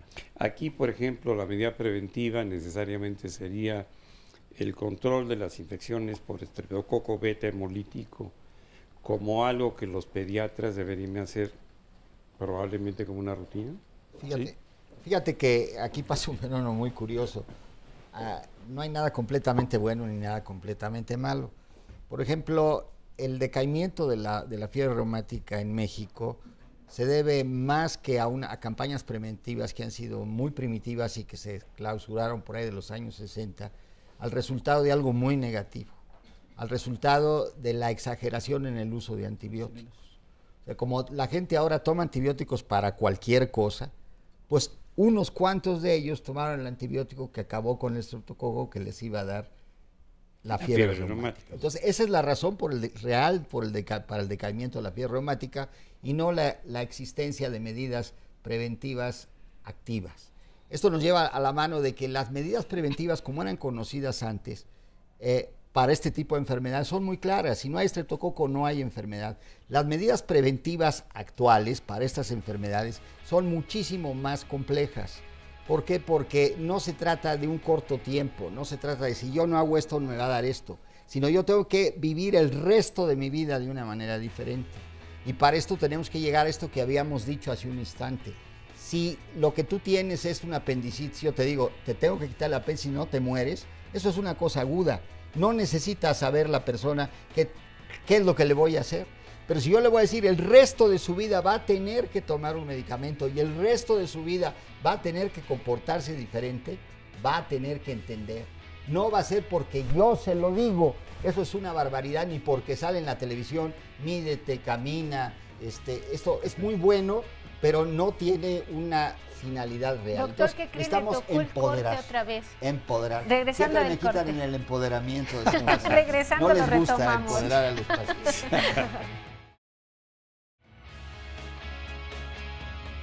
Para yo decir que es sano cardiovascular necesita reunir 7 condiciones. Un azúcar menos de 100 en ayuno, un colesterol menos de 200 también en la sangre, por lo menos tener 3 componentes correctos de una dieta adecuada. No haber fumado ni un cigarrillo 10 años en el año anterior. Tener una cinturita que mida menos de 90, bueno, 86 centímetros. Una presión arterial sistólica de menos de 120 milímetros de mercurio. Dijo, un individuo que hace deporte, que cumple todo, no quiere decir que ya pasó la verificación, que tiene un corazón sano. Lo ideal es hacer ejercicio aeróbico, de acuerdo a cada uno de los pacientes. Sugerimos habitualmente no más de 30 minutos. Caminar, puede nadar, puede correr, puede hacer bicicleta. Y cuando nosotros prescribimos un medicamento es porque queremos el bienestar de un paciente. Suspender por mutuo propio un medicamento porque me siento mal, me cayó mal, ese es un gran error. Puede ser que sí sea un efecto del medicamento y a lo mejor hay que cambiarlo. Pero a veces es un periodo de estabilización que se requiere para que un medicamento haga un efecto. Prevenir hoy supone disfrutar de buena salud. Mañana, por lo que en cuanto al corazón se refiere, podemos afirmar que en general es posible evitar sus problemas.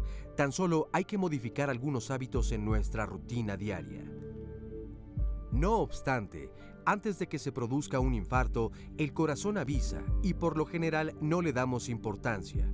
Cuando se llega al hospital es porque el infarto ya provocó daños en el corazón en poco más del 50%. Recuerda que los síntomas del infarto depende de si eres hombre o mujer. A los varones, sobre todo, suele darles un dolor en el pecho que se extiende por el brazo y cuello, además de falta de aire y sobre todo una sudoración repentina. Pueden tener náuseas o vómitos o incluso mareos y palpitaciones fuertes.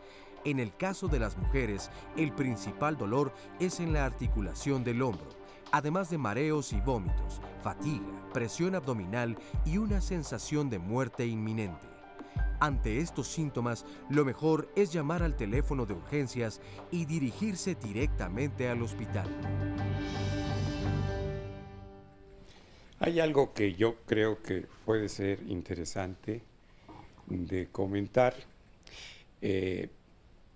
En la consulta, desde luego, los trastornos por angustia en mi especialidad son algo que veo de manera cotidiana.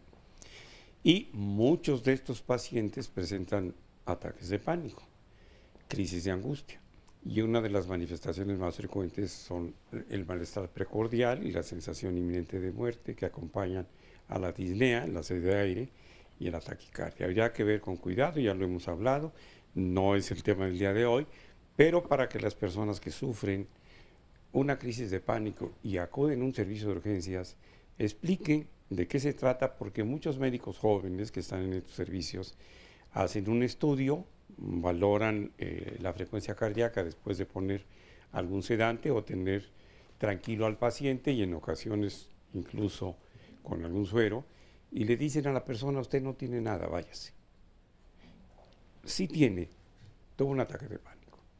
Las manifestaciones más espectaculares, intensas y preocupantes se refieren precisamente a la disnea, a la taquicardia y a la sensación de muerte inminente con malestar precordial.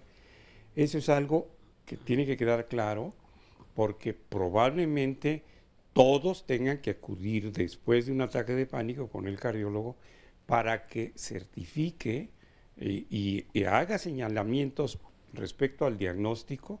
Señor, señora, no tiene usted nada en su corazón, es un corazón sano, pero tiene este problema que se llama ataque de pánico, crisis de angustia, acuda con el médico psiquiatra a tratarse. No está dentro de la atención del cardiólogo hacer el seguimiento de estos casos. Lo otro que quisiera que también precisáramos, habemos muchos adultos que padecemos de lo que se llama hernia hiatal, es una hernia del hiato.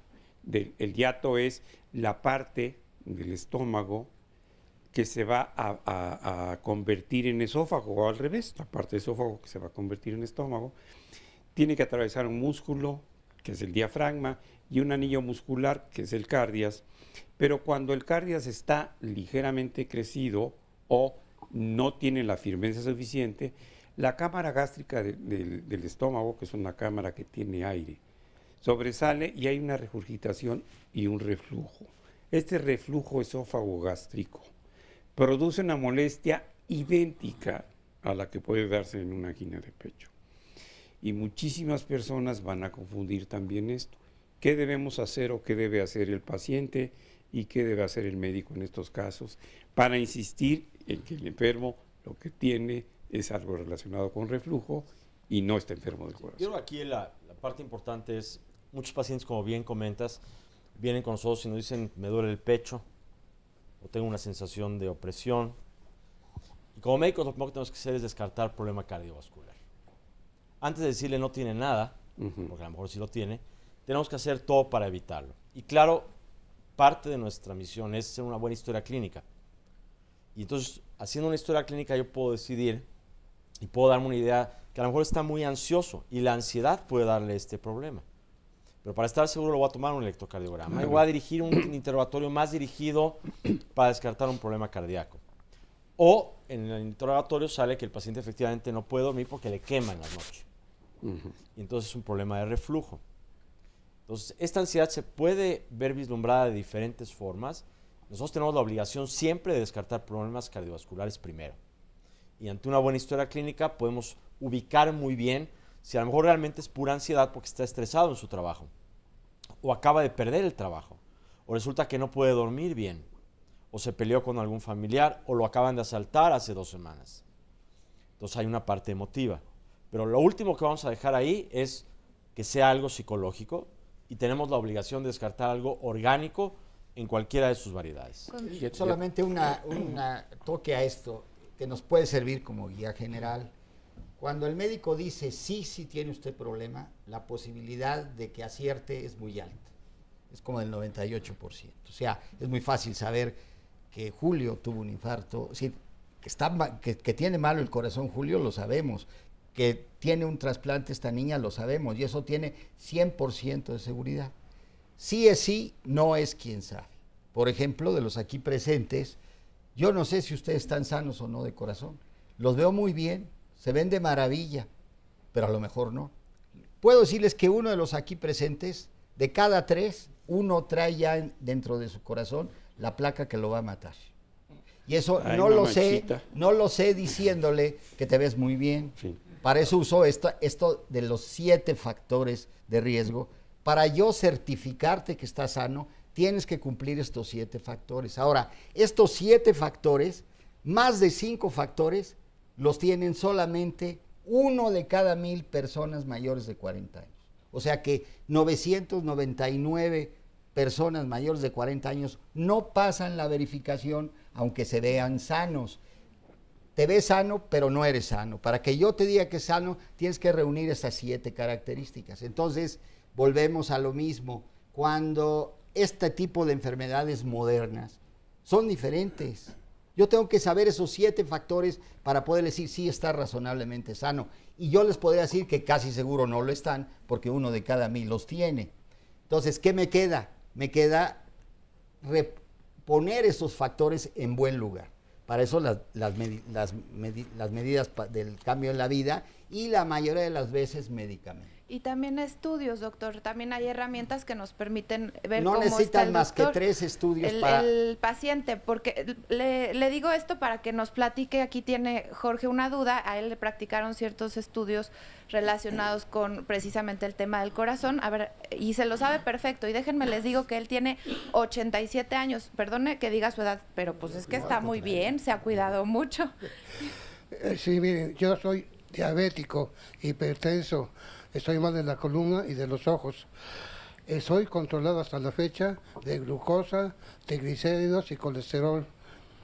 A partir del noviembre del 27 de noviembre de 2007 me hicieron un estudio de Holter donde me indicaron que mi corazón trabaja a base de taquicardias. Después de ahí me hicieron un estudio de ecocardiograma y de ahí ya me dieron medicina permanente, ¿no? Que son dinitrato dicesorbide 3 veces al día, propafenona, media tableta en la noche en aquel tiempo y media en la mañana, losartán 2 veces al día y hidroclorotiazida, que también me la indicaron para bajarme la presión alta.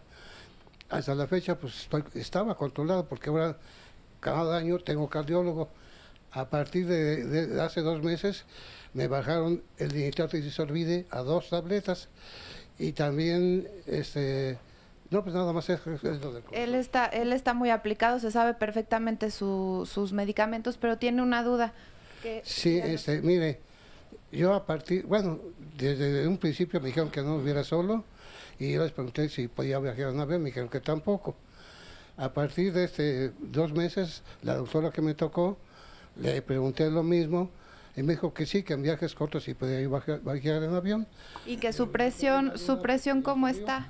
A partir de que me bajaron la medicina de nitrato de disolvida, ahora ya mi presión ya está entre 140 a 160 y la otra está entre 78 y 90. Entonces las dudas son si puede viajar y respecto a su presión. Nada más pregúntale si está casado, si ya enviudó, si se divorció.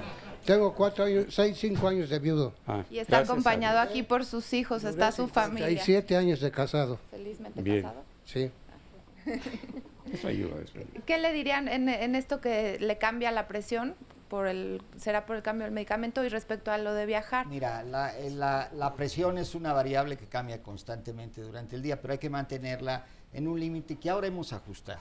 Para él, para su edad, aceptamos muy recientemente, a partir del año anterior, porque antes exigíamos que la presión fuera más baja, con que esté con 140 y a su edad, incluso un poquito menos de 150 la sistólica, es suficiente para que él obtenga el beneficio de seguir viviendo bien.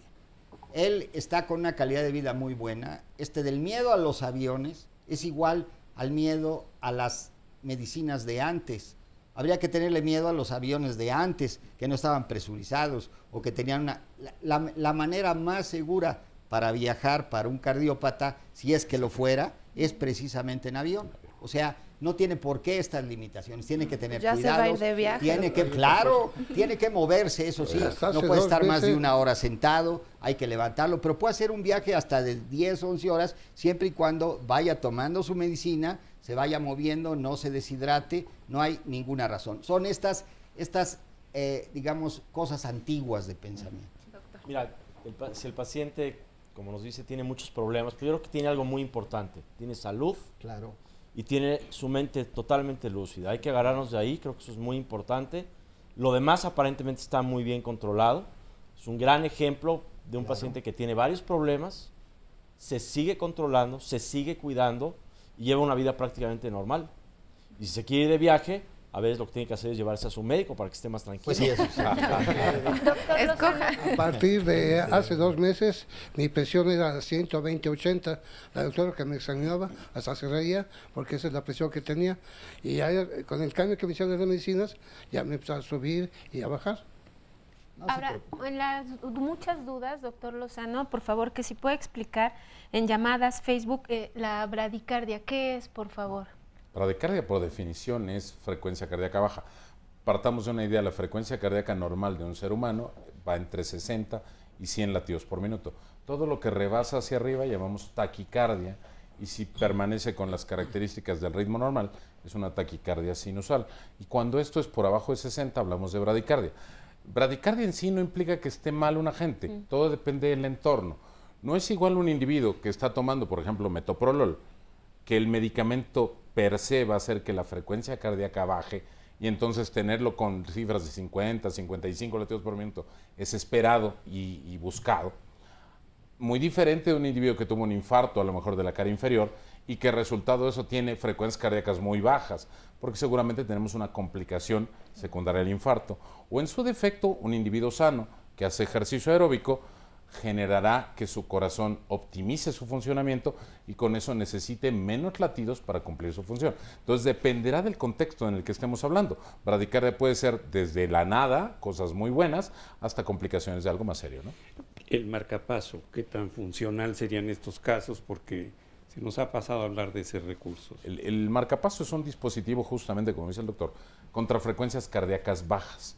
Entonces tendríamos que entender que el individuo tiene una frecuencia cardíaca baja, anormalmente baja, y entonces tendría su indicación para utilizar un marcapaso que se implanta, se coloca un par de cables en el corazón y en base a eso soportamos la frecuencia del individuo, de tal forma que lo llevamos de una frecuencia deletérea, que puede ser dependiendo del padecimiento, muy baja, 30, 40 latidos por minuto, a frecuencias cardíacas normales y a que lleve una función lo más semejante a su corazón normal. Tenemos 2 minutos para que cada uno de los médicos aquí presentes de este panel, de veras de lujo, nos dé una recomendación para el público que nos ve y nos escucha. Bueno, pues yo creo que un mensaje que es muy importante es la prevención, antes que evitar que se aparezca la enfermedad, tratar de prevenir, acudir con sus médicos.